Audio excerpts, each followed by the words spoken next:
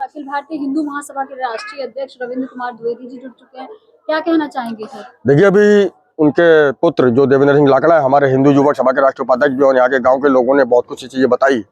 मैं सिर्फ एक बात बताना चाहूंगा कि जिस तरीके के जघन्य हत्याकांड है, वो एक व्यक्ति या एक महिला का काम नहीं है। ये एक षड्यंत्र के तहत हुआ है और षड्यंत्र में एक से अधिक लोग शामिल होते हैं। 3 लोगों के इन्होंने नाम लिखवाए, चौथा एक नैन्सी का भी नाम आया था।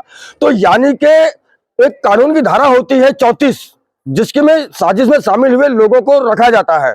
एफआईआर में ऐसी 34 धारा लगी नहीं लगी अभी कोई जानकारी नहीं है, लेकिन जब ये प्रकरण सामने आया और ये पता चला कि ज्योति भी अरेस्ट हुई है, तो क्या कारण है कि ज्योति को पुलिस ने छोड़ दिया? जब ये पता लगा कि नैन्सी भी पकड़ी गई है, क्या कारण है कि पुलिस ने नैन्सी को छोड़ दिया? क्या किसी आर्थिक प्रभाव में छोड़ दिया, या किसी राजनीतिक दबाव में छोड़ दिया, या एक जांच का विषय हो सकता है? और जब नहीं, आप ये चीज कैसे कह सकते हैं कि आर्थिक दबाव में छोड़ दिया गया? जांच हुई, नई प्रूफ मिले तो पुलिस ने छोड़ दिया। जब एक षड्यंत्र के तहत गिरफ्तार किया जाता है तो बगैर देखिए, यदि उनको जो है कोर्ट में पेश किया जाता तो जज निश्चित रूप से उनको जेल भेज देता, जैसे कि प्रोमिला को भेजा गया। यानी कि पुलिस ने उनको कोर्ट में पेश नहीं किया और मामला थाने से रफा दफा करके छोड़ा गया है, ऐसा पूरा प्रतीत होता है। और जहां तक बात है ईश्वर सिंह की, जब ये बताया जाता है कि आपराधिक प्रवृत्ति का होने के कारण ही उनको फौज से निष्कासित कर दिया गया। उनकी धर्मपत्नी वीरमती जी ने 2018 में एक खर्चे का केस, मेंटेनेंस का केस कोर्ट में डाला था, और उस कोर्ट में केस डालने के बाद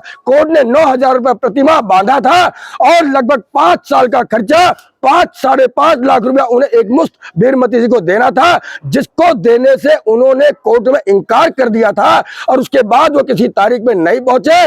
कोर्ट के हस्तक्षेप से ईश्वर सिंह की फौज की पेंशन रुकवा दी गई थी, जो 1 साल से रुकी हुई थी। तो उस पेंशन के रुकने से वीरमती जी को 5 लाख से अधिक रुपए देने की उससे, और वो 5 लाख से अधिक रुपए का मेंटेनेंस ना देने के कारण कोर्ट के द्वारा उनको जेल भेजे जाने की संभावना से वो पूरी तरीके से त्रस्त थे।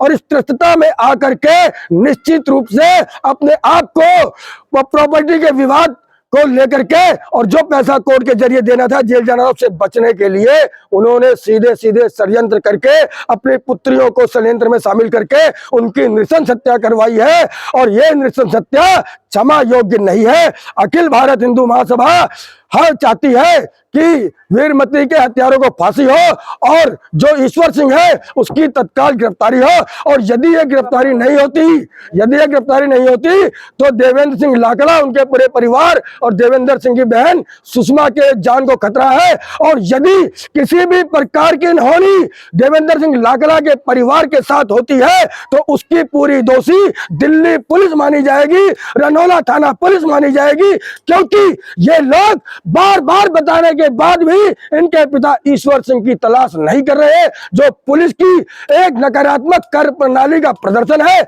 और इसे हिंदू महासभा सहन नहीं करेगी, का भी घेराव करेगी, गृह मंत्रालय का भी घेराव करेगी, लेकिन ईश्वर सिंह को किसी भी कीमत पर बचने नहीं देगी। और जरूरत पड़ने पर हिंदू महासभा देवेंद्र सिंह लाकड़ा को कानूनी सहायता भी उपलब्ध करवाएगी। धन्यवाद सर।